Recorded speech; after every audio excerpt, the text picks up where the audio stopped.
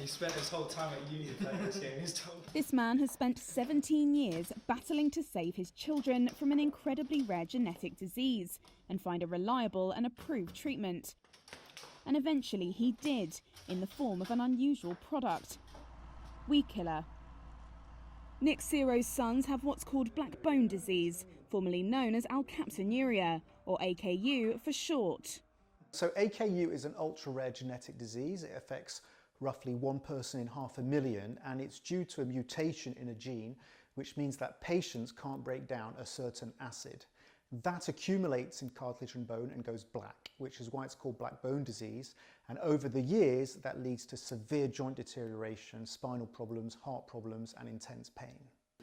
Ciro's eldest son, Julian, was diagnosed as a baby, but symptoms can be delayed until the patient is an adult. He's now 20. As a patient at the National Alkaptonuria Centre in Liverpool, he has had early access to a weed killer-derived drug called nitisinone. Scientists knew nitisinone should help prevent the damage, but needed to prove it using large-scale clinical trials. But with only 1,000 known sufferers worldwide, there was no help from big drug companies.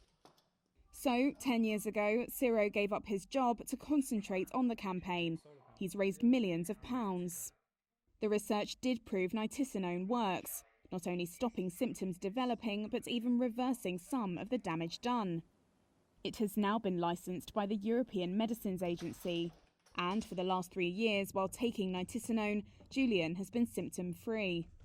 If I wasn't on the drug, it could be that within the next 10 years, or likely within the next 10 years, I would definitely feel the effects in my joints, possibly my heart valves, darkening or like dark spots in the eyes, ears, just everywhere there's cartilage or anywhere that something called ochronosis can form.